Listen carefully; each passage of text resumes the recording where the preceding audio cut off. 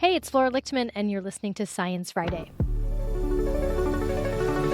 Today in the podcast, Lyme disease and the progress and pitfalls around preventing, treating, and even understanding it.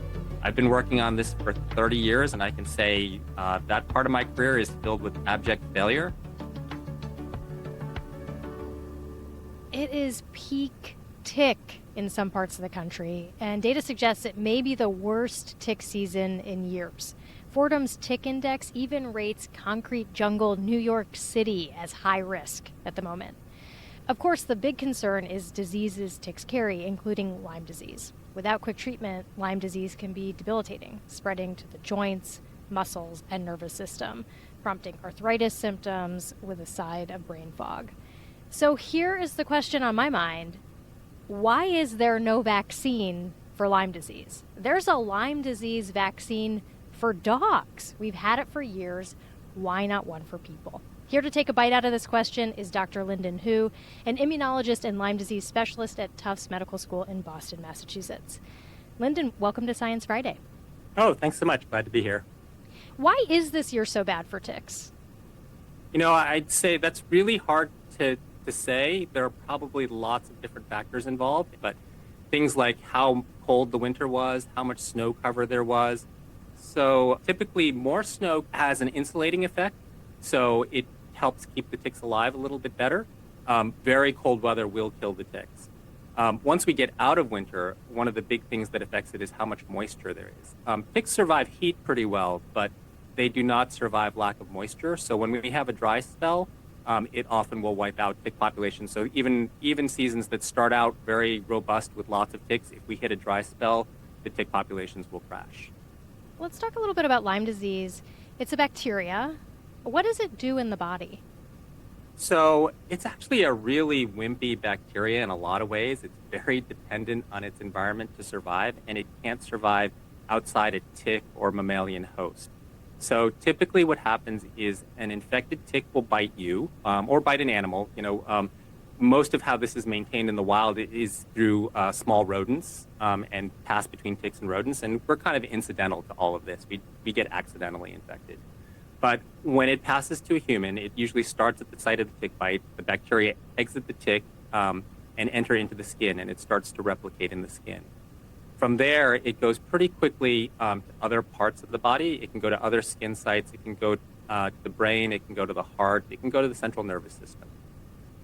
And I know it can feel like arthritis. Does that mean it's going to the joints too? Yeah, so true arthritis, it does go to the joints. True arthritis in medical parlance is inflammation. Very often in early disease, people will get joint aches, and that may not necessarily be the bacteria itself. That may be part of the illness with fevers and other things like that. But it definitely does get to the joints. It tends to get to the joints and cause true arthritis a little bit on the later side, so it's not one of the first manifestations, but something that happens a month or so into the infection. When was Lyme disease first identified? So it was identified here in the United States in the 1980s, where they saw an unusual cluster of juvenile arthritis in children in Old Lyme, Connecticut. That surprises me, and I'm wondering why the 80s. Was it not here before? Or was it that tick populations have changed? What happened? Yeah, so probably a combination of a lot of things. A very similar disease was present in Europe and first identified in the 1940s, and it's probably been there even longer than that. And I think the best guess that most people have is that it came over from Europe, established itself in certain areas, but then it takes a while to get enough ticks infected to pass it in the rodent population so that people start to get infected. And then you need enough people infected so that we notice that there's a new disease going on. I want to get to my personal burning question. There is a vaccine against Lyme for dogs. Why is there not one for humans? So there was one for humans, and it actually is very similar. It came out before the one for dogs, and it's actually very similar to the one for dogs. The reasons for why it's no longer available for humans are complex. When it first came out, it was first approved in 1998. The incidence of Lyme disease was a lot lower than it is now, and the recommendations for use were pretty limited. So it wasn't very widely used at that point. And then there came reports that linked it potentially to the development of an autoimmune arthritis. And then when that came out, as they were sorting it out, that really tanked the sales. And it was pulled from the market. The approval was never withdrawn, but it was pulled from the market because of low sales. And did it cause arthritis? So subsequent studies have shown that it really does not cause arthritis. It was a theoretical risk, and the original studies were based on studies from cells from one patient, and subsequently have not proven to be the case. Where are we in development with new Lyme vaccines? So there is a vaccine very similar to the original vaccine, although they've engineered out the part that might have caused autoimmune arthritis out of an abundance of caution. That is in current phase 3 trials, and the initial reports from the phase 2 look very promising. When might we see it in the market? I think the hopes are that they'll finish data collection in sometime in early 2026, and then hopefully, if the data looks good, bring it before the FDA in 2027. So probably another couple of years before we have a vaccine available. You work in this vaccine world. Are people optimistic that a new vaccine will be approved under this administration? I certainly hope so. I think, the politics of what's going on may affect how well a vaccine is taken up by the public and seen, so that there's certainly risks there. But I think given the long history of similar types of vaccines for Lyme disease, as well as the use in animals, hopefully provides enough of a safety window to make people feel comfortable. Obviously, I'm not on the FDA panel that reviews it, but I would hope that it would get approved. But then the uptake on the back end is questionable. Right, that's a whole other piece of it. I mean, how do these vaccines work? Do they work like the vaccines we're familiar with, where you introduce the bacteria and then you have antibodies to that bacteria? Yeah, so I'm going to geek out here for a second because it's a really interesting vaccine. It's a protein vaccine against a protein that the bacteria make called outer surface protein A. But the way that this protein gets expressed, it's only expressed by the bacteria when it's inside the tick. When that bacteria moves into a human host, it turns off expression of that protein, which means that you need to kill the bacteria while it's still in the tick. So the idea is that the tick takes up the antibodies that get made to the vaccine, and it kills it inside the tick. If it makes it past that level, the protein production shuts off and your antibody has nothing to recognize and it's too late. So it's really different than like the vaccines we have for viruses and COVID, things like that, because those vaccines are all based on allowing you to get infected, ramping up quickly your immune response because it's now seen it because of the vaccine, so that you get infected, but what you get is a much more attenuated disease. Whereas with the Lyme vaccine, you're really preventing getting Lyme disease. Let me just get this straight. My antibodies would have to go into the tick. Yes, that is correct. So the tick, as it feeds on you, is taking up parts of you, and it's taking up the antibody with it. Why this approach for this disease? So I don't think this necessarily needs to be the approach. This was the most promising target that was first developed, and so this is the one that got carried forward. For animals, for example, there are other vaccines that are based on proteins that are expressed once they get into your body, and so there you would have a more traditional ability to have what's called an amnestic response, where your body ramps up its immune system because it's seen it before and ramps it up faster and can kill the bacteria even after it enters the host. I guess how likely is it that my antibodies are going to go into the tick every single time? Like, does that always happen? Yeah, so it happens pretty often. So the original vaccine in the trials was probably about 80 to 90% effective. So it does happen quite often. I think the thing that's important to remember, though, is it means that you need to have high antibody levels at the time the tick bites. So that's different than a lot of these other vaccines, where your antibody levels dwindle over time, but when you get exposed to it again, they rapidly increase. So here you can't have that, and that's one of the things that made the vaccine difficult in the original vaccine, because you needed to get boosters on a regular basis to make sure that you were protected. Like annually or more often than that? For the original vaccine, it was annually. I think it remains to be determined for the new vaccines that are coming out. Why has it taken so long to develop a new Lyme vaccine? I think, honestly, a lot of us didn't think there would ever be another Lyme vaccine after the first one got pulled. I think there's the economics of it. These are really expensive trials to do because you need to administer them to a lot of people. And we actually didn't think another company would invest the money into doing it. But the demographics of Lyme disease have changed. It's grown quite a bit. I think that's probably changed the interest for companies in developing a Lyme vaccine, and now there are multiple companies working on different Lyme vaccines or other preventative measures. Don't go away, because when we come back, we'll talk about patients whose Lyme disease doesn't seem to go away, even after treatment. Between 5 and 30% of patients report continued symptoms after their treatment for Lyme disease. It's really unclear what the cause of those symptoms are, with not a lot of consensus.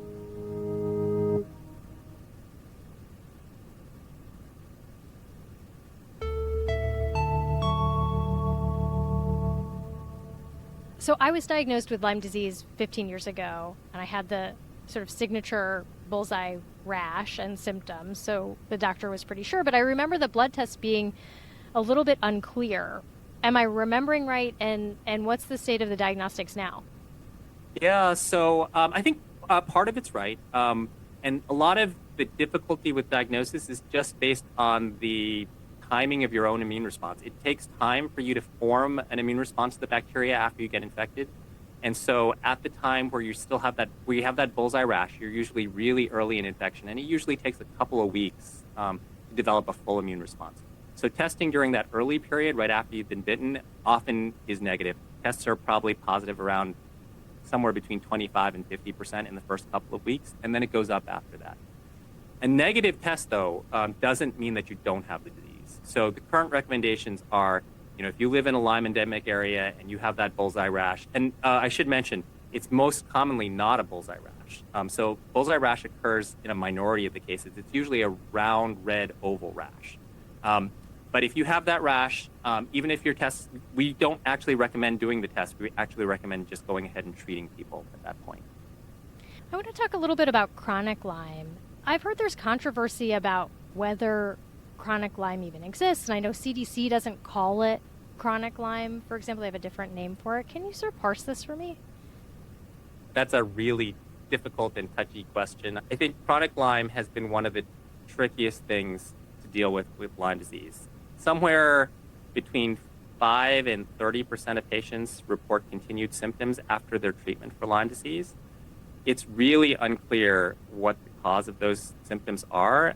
And over the years, I would say there have been lots of different hypotheses and different arguments between different groups about what might be causing it, with not a lot of consensus. I've been working on this for 30 years, and I can say that part of my career is filled with abject failure. So we unfortunately don't have a good diagnostic test for chronic Lyme, or what we call post-treatment Lyme disease syndrome, PTLDS.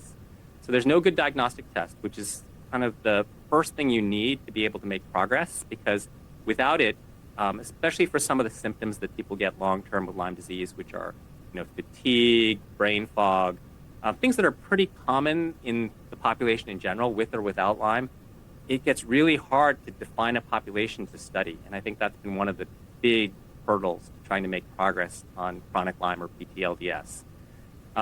We have currently no consensus treatments, no consensus tests, nothing, unfortunately. And that is a big area that we need to work on. And is that the big challenge, that you can't, if you don't have a diagnostic, you can't say who has it, and therefore you can't study what's causing it? Yeah, that's one of the big problems, definitely. And so I think, if you try to do it just on the basis of symptoms that are pretty common, you end up with people with different causes for those symptoms, right? So if you end up trying something on those patients, you're going to get a mixed signal. So I think that is one of the complications. Does that mean in folks who've had Lyme disease but still have symptoms of Lyme after treatment, that the bacteria are gone? You don't see any sign of the bacteria anymore? Yeah, so that's one of the big areas of controversy. It's been very difficult to find persistent bacteria after antibiotic treatment. However, there are anecdotal reports of people getting better with antibiotics. The controlled trials have not shown improvement with antibiotics, but that doesn't rule out the possibility that there's a subset of patients that might have improved. So if we'd had that diagnostic and could identify patients, is it possible? Yes, but it's just one of many hypotheses that are out there about what might be causing symptoms in these patients. And the CDC is moving towards a characterization calling these infection-associated chronic illnesses. And we see those after a lot of different types of infections. We see similar symptoms. Long COVID would be a classic example of that. And so it's unknown what the cause is of all of these, what are called IACIs, infection-associated chronic illnesses. What do you think needs to happen scientifically, medically, to make meaningful progress on Lyme? I think a lot of it starts with a well-defined patient population. Can I do a pitch here for what we're doing? Sure. So one of the things that's really hampered studies is that there isn't a large database or a large biorepository of samples for researchers to use for their studies of well-characterized patient specimens. And so NIH has taken a lot of interest in this recently. So we have just started a study this month to collect up to 1,000 patient samples from the very first time they get diagnosed with Lyme disease, usually with the erythema migrans rash, which is that classic, I think people think of it as a bullseye, but not often a bullseye, and follow them for a year and a half and see what happens to them in terms of do they get better or do they continue to develop PTLDS, and then use those samples to try and identify things that might define better diagnostic tests or mechanisms that would allow us to test treatments.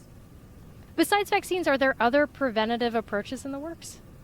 Yeah, there are a couple of interesting ones that are in human trials already.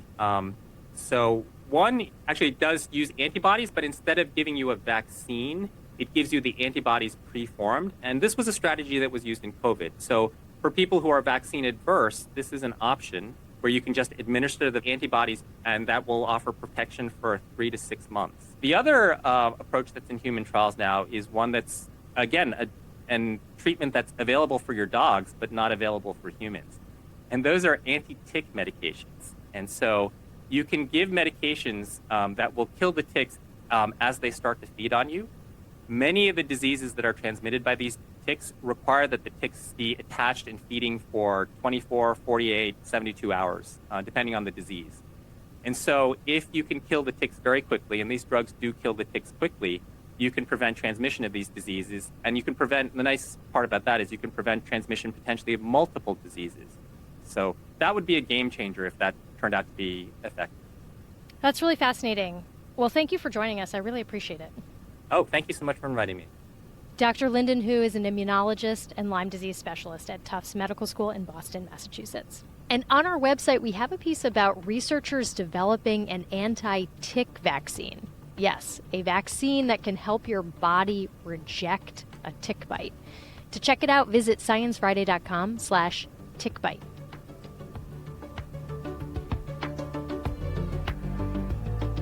Thanks for listening.